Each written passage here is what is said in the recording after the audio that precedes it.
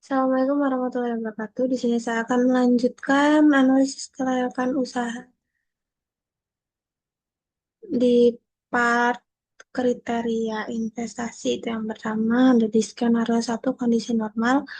Ini kita buat dulu tabelnya, itu ada nomor, rincian, satuan, tahun, dan total selama 5 tahun, dan ada persen. Sini yang pertama itu ada pemasukan, ada jumlah benih dengan satuan kilogram.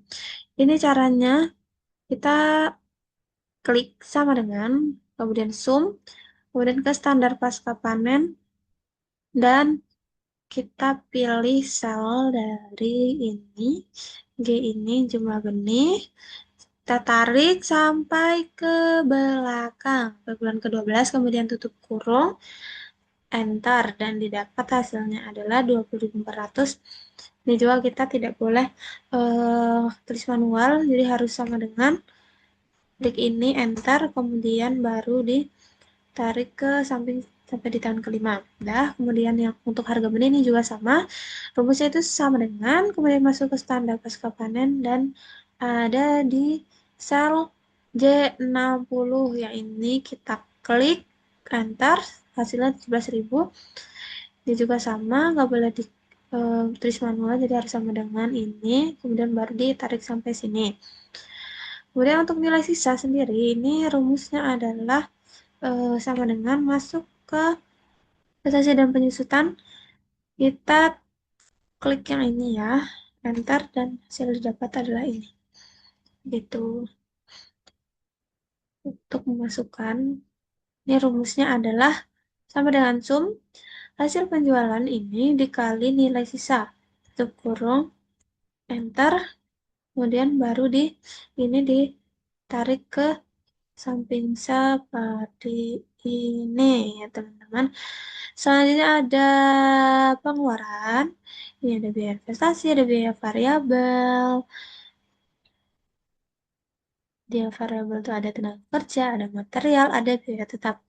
Untuk rumusnya sendiri, eh, yang ini itu sama dengan masuk ke standar pasca panen, kemudian ada di sel yang BI ini, yang ini, kita klik, kemudian enter, kemudian baru ditarik sampai dengan ini ya teman-teman. Kemudian ini nggak boleh ditulis manual, jadi harus sama dengan klik ini, enter, kemudian tarik ke bawah, baru tarik ke samping. Kemudian untuk biaya investasi, di tahun ke-0 ya, kita nulisnya ini rumusnya itu sama dengan masuk ke investasi dan penyusutan, kemudian klik di sel E45 ya, ini ya teman-teman, kemudian enter, hasilnya adalah ini, baru tarik ke samping. Kemudian untuk pengeluaran juga di tahun ke-0 itu rumusnya sama dengan sum, ini investasi, kemudian biaya variabel, dan jumlah biaya tetap, tutup kurung, enter, kemudian baru ditarik sampai ke sini. Kemudian selanjutnya itu ada keuntungan. Eh, keuntungan rupiah per tahun. Jadi ini kita tuh harus menentukan apa namanya, diskon rate-nya dulu. Diskon rate yang diberikan oleh investor yaitu sebesar 10%. Kemudian rumusnya yaitu ini sama dengan 1 dibagi buka kurung 1 plus sel C35 ya teman-teman. Sel C35 itu adalah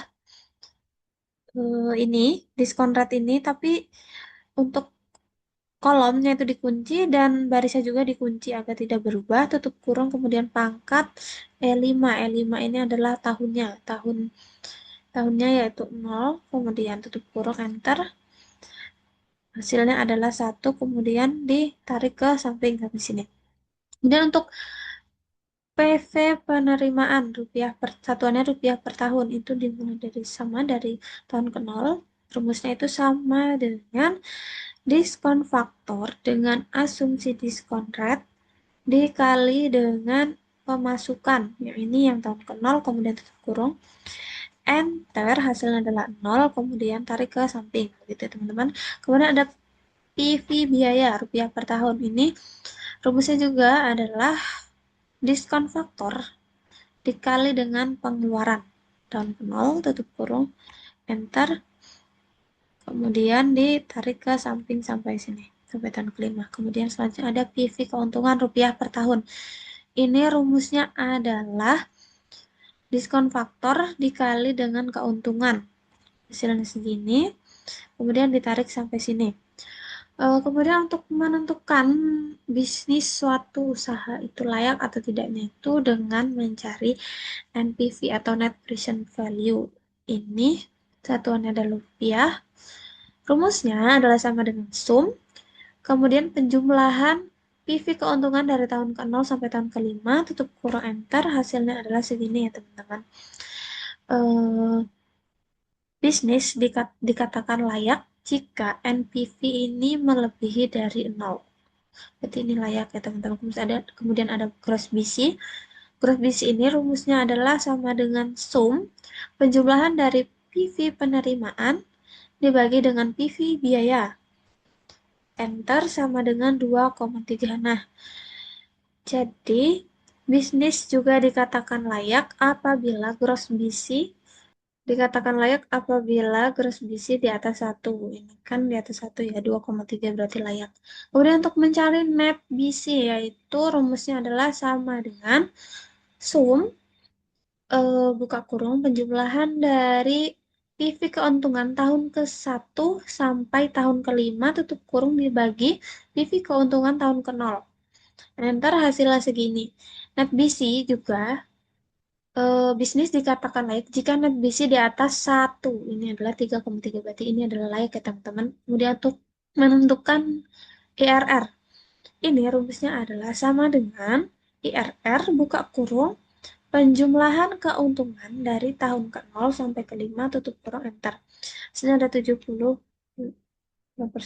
Nah, pengembalian investasi itu dilakukan sebanyak 78% selama 5 tahun. Ini juga dikatakan layak apabila melebihi dari diskon rate 10% ini.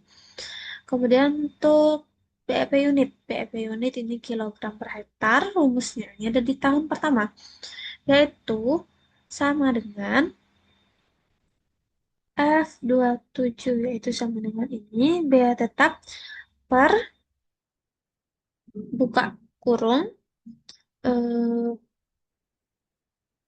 apa harga benih dikurang buka kurung ini biaya variabel dibagi jumlah benih tutup kurung enter didapatkan hasil ini ya teman-teman 2760 kemudian tarik ke samping seperti ini. Kemudian untuk BEP penerimaan yaitu rumusnya adalah sama dengan biaya tetap per 1 minus buka kurung biaya variabel dibagi dengan hasil penjualan tutup kurung enter didapat hasilnya adalah ini kemudian tarik sampai ke sini. Kemudian untuk penghitungan payback period itu per tahun rumusnya adalah sama dengan 4 tahun. Ini 4 tahun itu adalah nilai sebelum